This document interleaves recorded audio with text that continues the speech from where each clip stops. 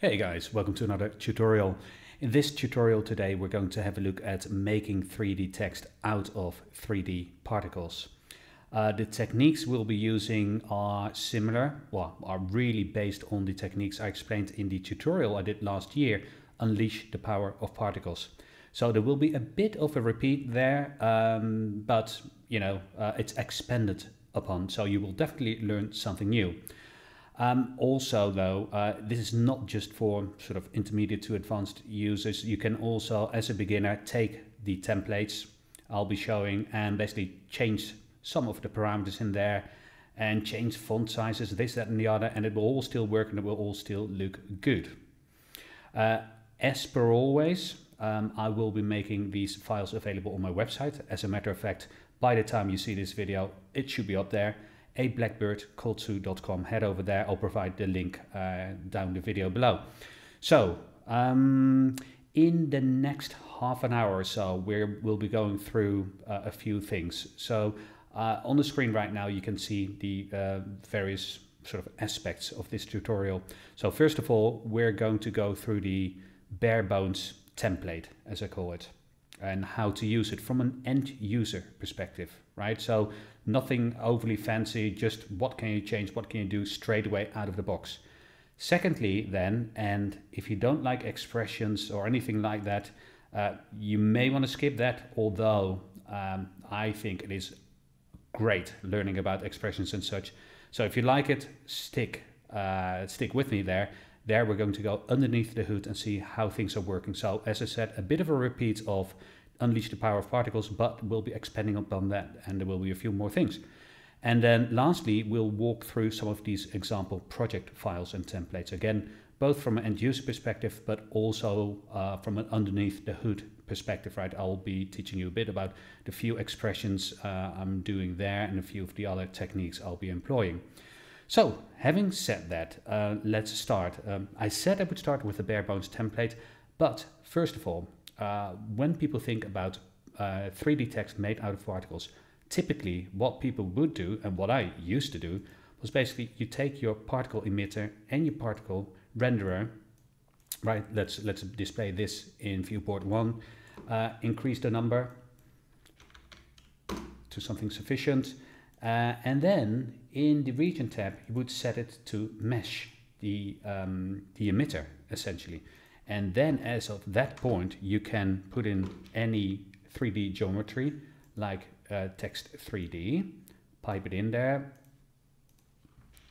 text, give it a bit of extrusion, and there it appears.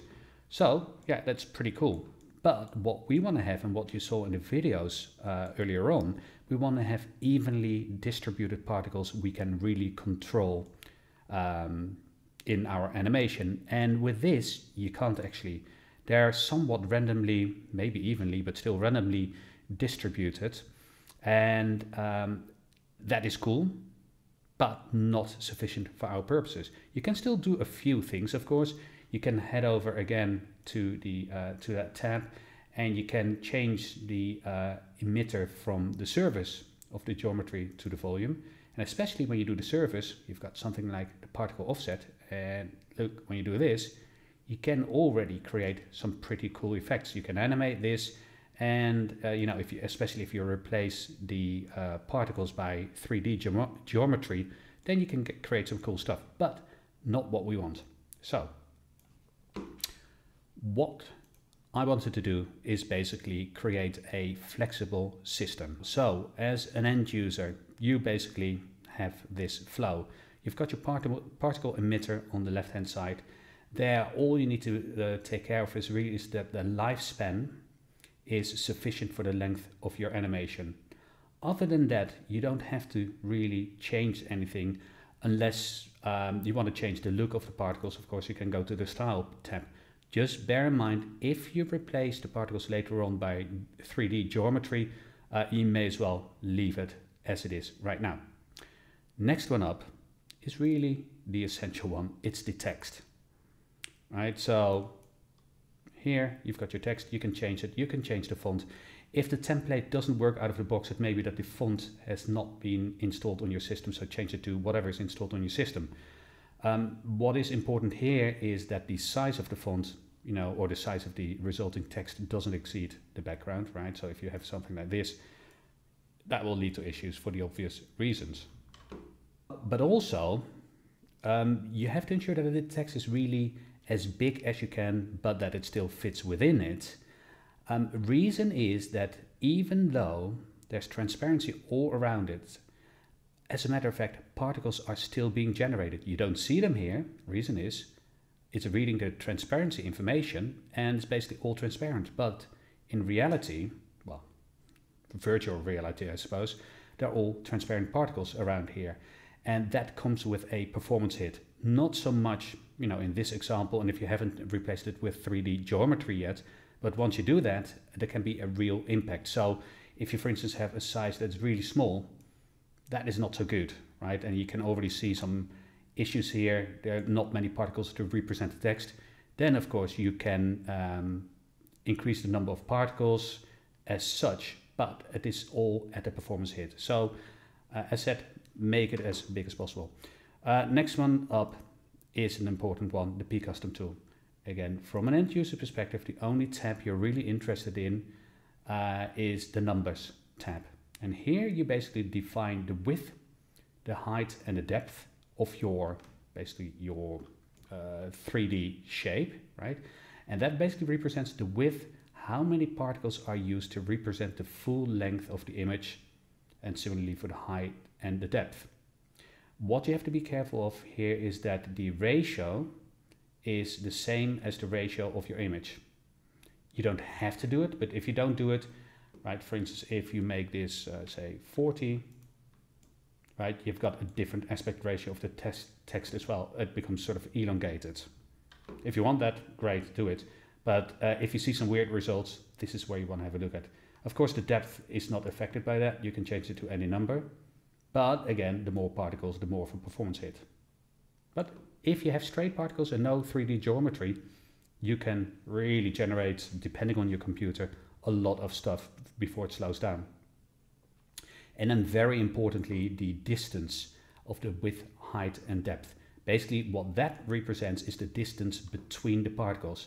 So the further they are apart, here I see it with oh sorry, these are, I didn't tell you yet, right now these are all linked. In the template out of the box I've unlinked them, I believe.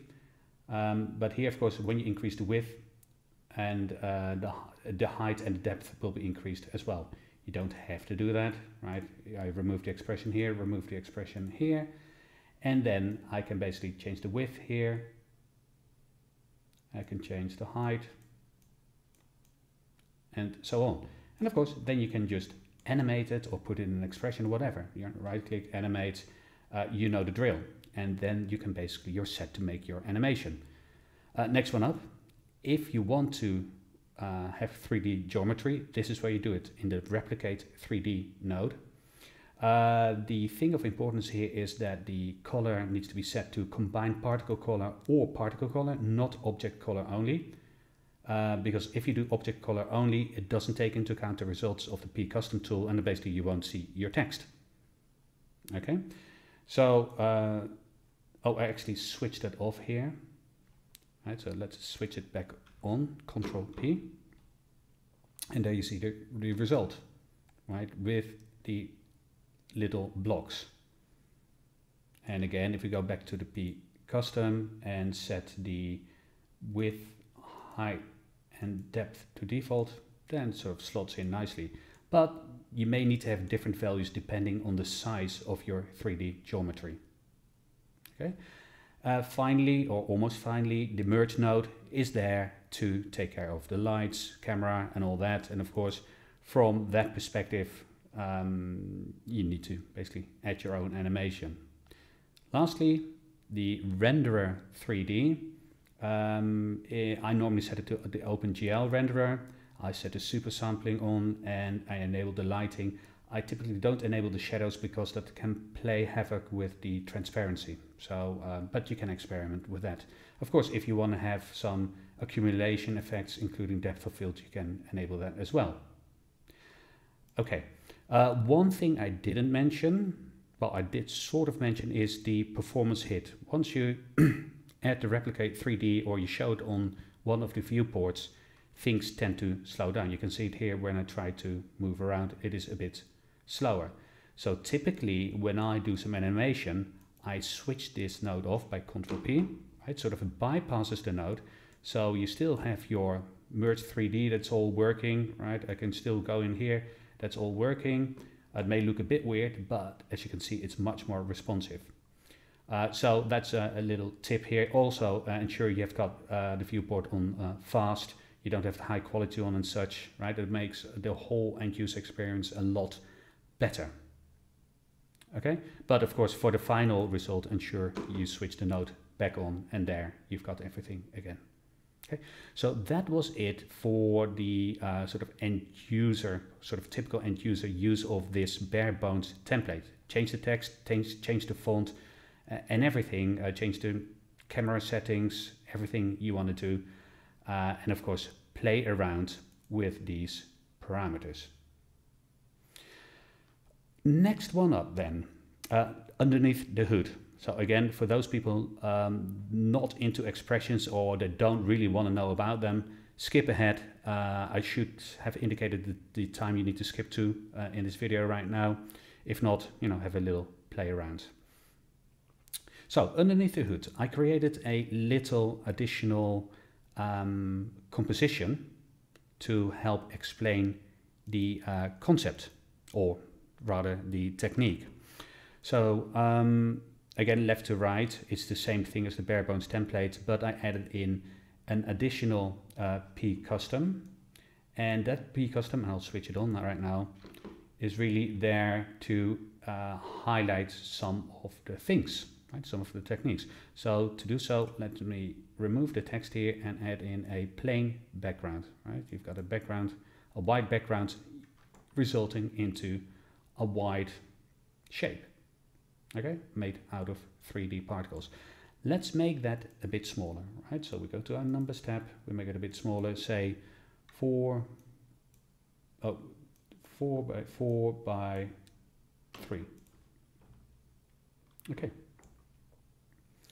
Here you see in the P render, right, this little red dot. This basically indicates the particle number, right? So in this pCustom, this particular one, I've got, I added a parameter where you can change the particle number. So it will basically highlight which particle is being shown. Right, so particle 0 is at the back left. So first of all, particle numbers are governed by something called an ID in the pCustom tool. And again, I've focused on that in my previous tutorial. This ID numbering, unfortunately, for whatever reason, starts at ID equals 2.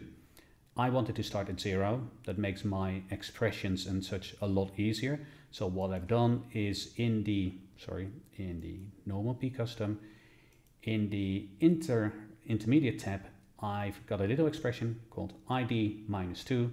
Basically, it takes the ID value and subtracts 2 of it. Effectively, everything, then the numbering will start as of 0. So in all the expressions, subsequent expressions, I'm using I1 instead of ID. Okay, very important.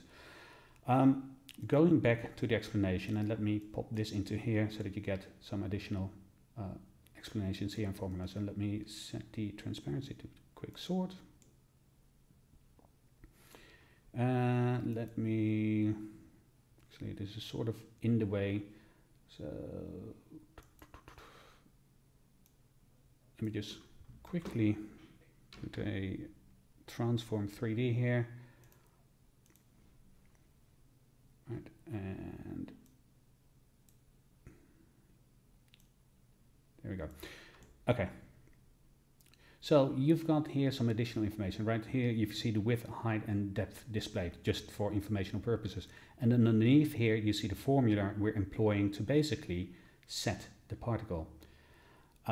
So particle 0, right, is here set at the back. So again, in the pCustom tool, the second pCustom tool that's only there for illustration purposes, we've set the particle number to 0, and you see that here. So the formula we utilize for the X position is 0 modulo and then the width, the set width for the particle system.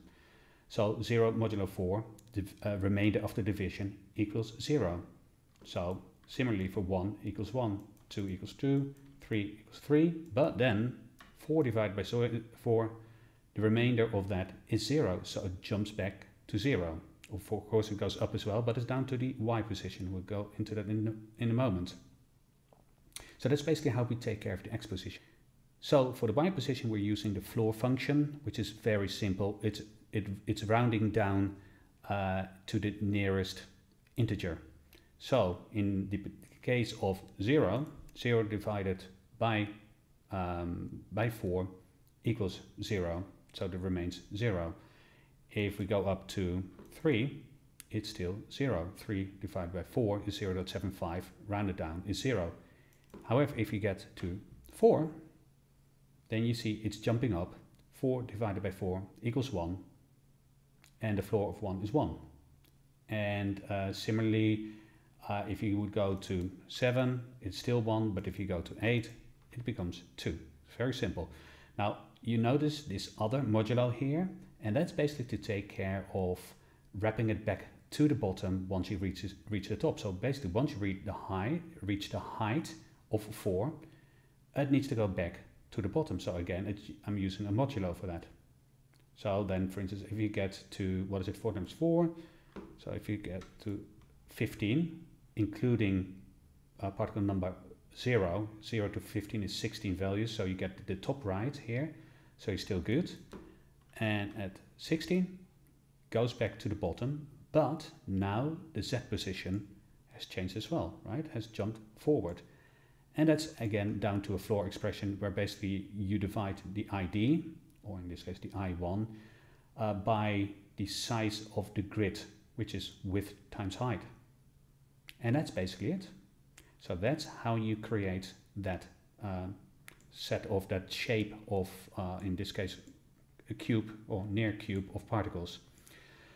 So that is basically that for the position. Then briefly on the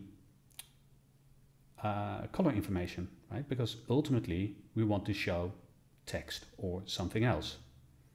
So if we now pipe back in the text, and let's just show this, and in the pCustom we increase the size 40, say by 10.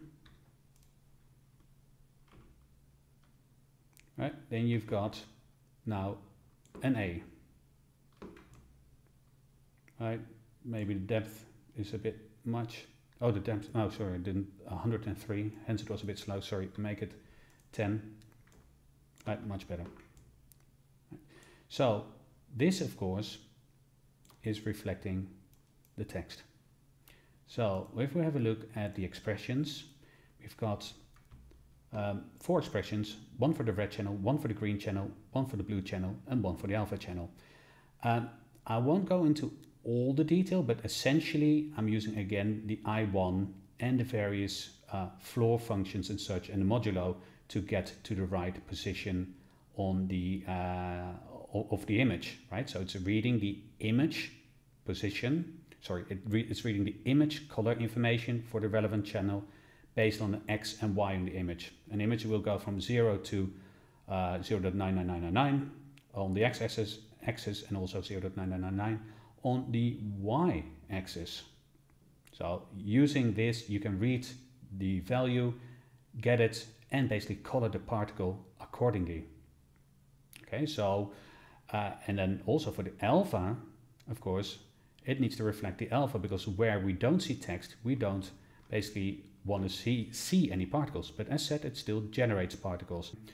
So for the alpha expression, I do something else or something in addition. Apart from reading that color information of the input image, I'm putting in a conditional statement around it. So basically saying if the alpha value of the pixel is less than 0.7, but really it could be 0.5, 0.4, depending on your needs, then basically make it fully transparent. And if it's larger than 0.7, make it fully visible, right? So an alpha value of 1 instead of 0. This is basically to avoid semi-transparent particles. If you want semi-transparent particles, basically remove that conditional expression. So that's it for the color information. Now there is one more thing, and actually, sorry, let me jump back to the position. I forgot one thing, or two things rather.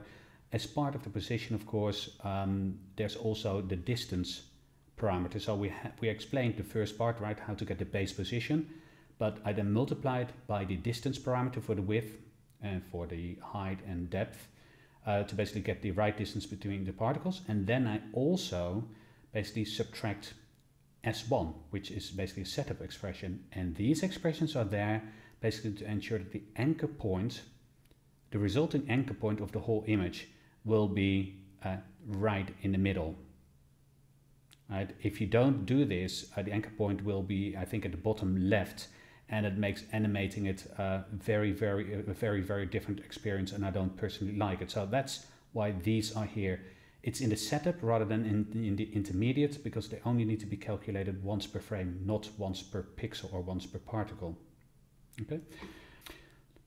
Lastly, I would like to point out that you could use the kill expression. The kill expression is basically used to kill particles. So basically, if the outcome of the expression is 1 or greater than 1, it will kill off the associated particle. Now, why would you want to do that? Well, as I said, transparent particles are still being shown, but you just don't see them. So if you want to reduce the performance hit, you could do so. So if you add an expression of if A, so the alpha value of the particle, is smaller, say, than 1, kill them off, i.e. that should then be the value, the resulting value should be 1 or higher, so 1, or sorry, if the alpha value is 1, then don't kill them off, 0, right? So you won't see the difference here straight away, but behind the scenes, particles are being killed. However, there's a downside. Imagine if you have a moving image as the background, or as the input image, an animated image, say the A changes into a B or the A becomes a B. So then if you would kill off these particles here, or the particles that are used to represent this bit, then if it changes into a B, then all of a sudden there won't be any particles to basically show the RGB values, right? You killed them off. So that's why you should use this with caution. If you have a static input image, use it by all means. If not, be very careful. One thing I forgot to mention for the underneath the hood bit, it's a very simple thing. How come this is each time sort of a perfect grid? How come we've got sufficient particles, right? We change the numbers here and such. Reason is that in the particle emitter, you've got an expression here that reads if time equals 0, i.e. at the start of an animation, then basically it multiplies n1 by n2 by n3. So basically the size of the shape you need, of the number of particles. So if it would be a cube of 4 by 4 by 4, or 5 by 5 by 5, it would be 5 times 5 is 25, by 5 times 5 is 125, it would yield 125 particles. If it goes beyond that, i.e. if time equals 1 or 2, whatever, it will no longer generate any particles. Okay, so very important. That's why the number of particles is always sufficient for our needs. Right? It's a very simple little technique. But that was really it for the underneath the hood. So now we go to the more, I suppose for some people, exciting part, and we're going to have a look at the two of the templates that are provided. So first off, the DNA example, right? So if I play this, this is what you saw at the start, right? It's the individual particles coming together, and then that becomes the word or abbreviation DNA, right? As you may have noticed, we're not using any old letters. No, we're using C, G, T, and A. i.e. DNA is made up out of molecules called nucleotides, I think. Don't ask me what the cgTNA stand for. It's short for something, right? I don't know by heart. Anyways, not important. This is based on the same base template, but there have been a few changes have been made. So the very important change here is, of course, that we're using bitmaps as the input. So we've got the text bus tool that basically provides the input, or that provides the bitmap to the particle emitter. So the particle emitter, in the style, it's set to bitmap, so that it will allow that as an input. And what is then important to realize is that at any point in time, with any given frame in time, it can only take one input. So how do we deal with that? We need to have 4 different letters, but we only can display one at a time, or feed one at a time. So how we resolve that basically is by a very simple technique, right? We use 4 frames for it. Frame 0, 1, 2, and 3, or frame 1, 2, 3, and 4, which equates to time 0, 1, 2, and 3. However, you then have to ensure that the render region, if you don't want that to be shown on the screen or shown in your final render, starts at 3 when all particles have been generated. Right? So that's basically how we do this. The only other change I had to make then was basically in the emitter itself, where we've got this expression I've shown before, rather than saying it equates to 0, or if time equates 0, it is now, if it is smaller than 4, i.e. 0, 1, 2, or 3, then generate a number that's equates to number 1 times 2 times 3, but then divided by 4. So that basically the required number of particles is being divided up into basically 4 chunks. There's only one small downside, especially you will see that if you have a relatively small number of particles, that you can get some rounding issues, right? That leads to somewhat unpredictable results. However, if you've got a large number of particles, it won't really be visible at all, right? The next bit is, pretty straightforward. It's the same pCustom with all the same expressions. The only thing I'm doing is, well, nothing really. I'm animating the distance width. The height and depth are directly linked to it, right, by the expression. So, and I animated the distance width over time. So you can see that here. Here you can see how this has been animated over time. So it's very, very, very simple, but in my view, it looks really good. Other thing I do here is I add in a transform to basically rotate the whole particle system over time. So you get this nice rotating effect. That looks pretty cool. Then I add in a merge with a camera. And in the camera, there's one other thing of importance. Because I am using the depth of field effect, I need to set the plane of focus, i.e. what part of the image, or what is the focus point of the image. And the thing is, as the camera is moving, it's actually dollying out.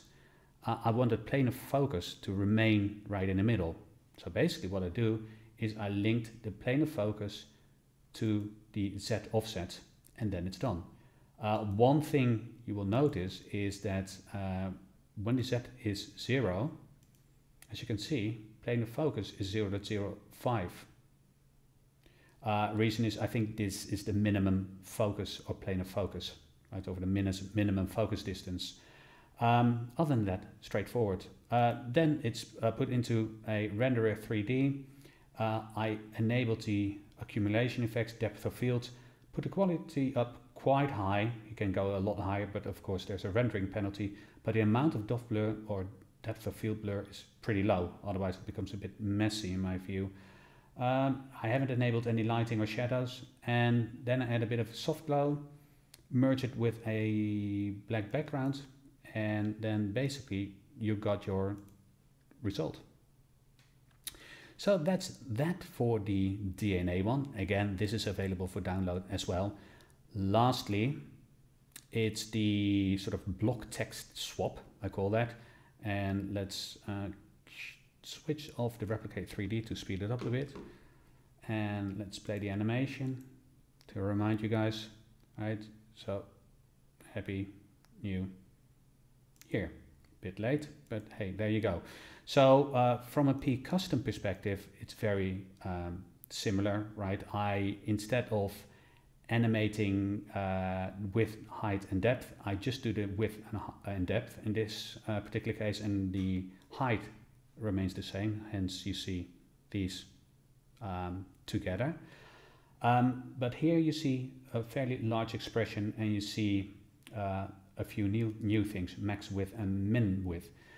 Essentially, what we're doing here is we've got the distance width is basically being altered by a sine function, but the sine function is taking into account the maximum width you want to see and a minimum width you want to see, and the width in this case also means the depth because they're linked. Really, I should have called it max distance and min distance, but in any case, it is what it is right now. And basically, if you want the animation to go out further, right, you can just increase the max width. If you want it to come in closer, the particles need to be closer together at the end, you decrease the minimum width. Okay. Now, there's one thing, of course, this whole thing, right, the timing thereof is linked to the input text, because, of course, you see the input text changing, right, over time. You see the input text, happy, and then bang, it changes. Now, at what point does it change? At frame 60, right? So at frame 59, it's still happy. Frame 60 is new. Reason is, right, I wanted to have 2 seconds for 30 frame per second animation. I wanted to have 2 seconds for one word. Now, the way I do that, now there's this neat little expression. I'll show this in Notepad, right? It's a bit easier to read. This is what we call a multi-statement expression. A multi-statement expression allows, as the word suggests, multiple statements into one expression. It always starts with a colon, and the individual elements are separated, or the individual statements are separated by a semicolon, right? And it's a very, very simple one. We first define an array, right? And they always start with the curly brackets. Do take care of that, otherwise it won't work. Semicolon. Then we're generating the index, more on that later, and then we return the associated array, or the associated variable for the array. So we return counter, and the first one we will return is counter 1, and which is happy. The second one, you. The third one, year, etc. And you can define as many as you want, of course.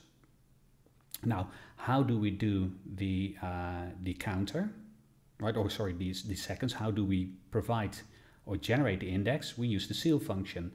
So the ceil function basically rounds up to the nearest integer. So if we have time 0, the start of animation plus 1 is 1 divided by the duration, which is set as a parameter as 60. So 1 divided by 60 is something really small, but it rounds it up to 1. So it will return the first word, index 1.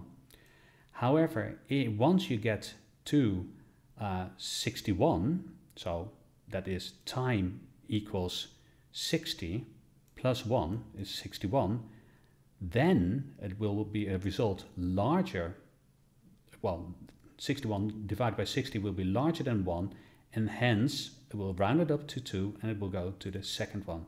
So this is a neat way to cycle through basically different words in the Text Plus tool, or the Text 3D, or whatever, right?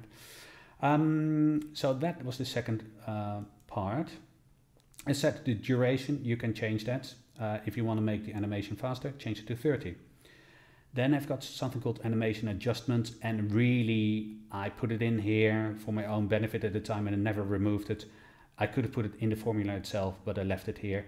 That's pi divided by duration, and this animation adjustment in turn is used in the expression here, basically to ensure that the sine function syncs up with the swapping of the words.